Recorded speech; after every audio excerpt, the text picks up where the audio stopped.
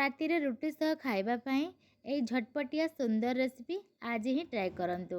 ନା ଏହାକୁ ଆମେ ମିକ୍ସ ଭେଜ୍ କହିବା ନା ଚିଲି ଛତୁ କହିବା। ଏହାକୁ ବନେଇବା ବହୁତ ହି ସହଜ। 15ରୁ 20 ମିନିଟ୍ ଟାଇମ୍ ଲାଗିବ ଏବଂ ମସଲା ମଧ୍ୟ ବହୁତ ହି କମ୍ ପରିମାଣରେ ଲାଗିବ। ତ ଚାଲନ୍ତୁ ଷ୍ଟାର୍ଟ କରିବା ଆଜିର ଭିଡ଼ିଓ। ଗୋଟେ ଛୋଟ ଟମାଟୋ ନେଇଛି, ମଞ୍ଜି ବାହାର କରି ନେଇଛି, 2-4ଟା ଛତୁ ନେଇଛି, ଫୁଲକୋବି, ପିଆଜ ଏବଂ ଗୋଟିଏ କ୍ୟାପ୍ସିକମ୍ ନେଇଛି।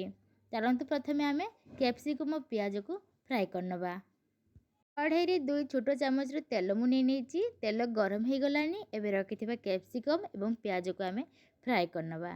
एपटे छतु एवं फूलकोबी आमे किछि कॉर्नफ्लोर ऐड करनवा। कॉर्नफ्लोर आमे 4 चामच मु दउची, बेसी दउनी जेहेतु ताको मु छाणीबेनी, हल्का फ्राए करबी, सेति पई मु अल्प दे दउची। किछि हळदी गुंड एवं किछि लूण मध्य ऐड कर नउची। सब ऐड कर सला परे ताको आमे हाथ साहाय्य भल से गोळै देबा, जेमिति कॉर्नफ्लोर छतु एवं फूलकोबी रे भल भाबरे मिसी जाए। एबे देखंतु भल से मिसी गलानी। एबे देखि नबा कैप्सिकम एवं प्याज हमर हे गलानी। क्रंची क्रंची रखिबा, बेसी फ्राई करबानी। सेम कढ़ाई रे आमे रखिथिबा छतु एवं फूलकोबी को ऐड कर नबा। 3-4 मिनट फ्राए कला परे अबे हमें ताको काढी नबा आ बेसी फ्राई करबानी। कॉर्नफ्लोर आमरे कढ़ाई लगी जाइए, ताको आमे न धोई अल्प किछि तेल नहीं गोटे तेजपत्र रखी कटा 2 टमाटो मु ऐड करनेली। तरकारी खटाळे हवा पाई 2टी टमाटो मु यूज कर नेची। ताको किछि समय आमे तेल रे एमती फ्राई करनबा। आ टिके सॉफ्ट हवा पाई आमे किछि लूण ऐड करनबा। एबे देखंतु टमाटो एकदम सॉफ्ट हे गलानी। 2 चामच रे आमे लंका गुंड यूज करनबा। मसला को भल से मिलई नबा। तेल रिलीज हो आसिले आमे अल्प किछि पानी ऐड करनबा। किछि समय ताको फुटिबा को रखिबा। एई तरकारी रे कटा हुआ प्याज किबा अदा रसुण पेस्ट आमे यूज करिने। एबे देखंतु पानी दे सला परे किछि समय ताको फुटिबा को रखिबा। किछि समय फुटी की तेल रिलीज हो आसिले आमे किछि सुखा मसला ऐड करनबा। एबे देखंतु तेल रिलीज हो आसिलानी, गाढ़ मध्य हे गलानी।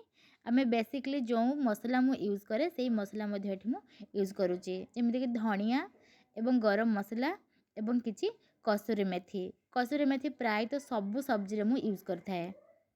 मसला को आमे 1 मिनिट जाए एमती बार बार गोळै नबा।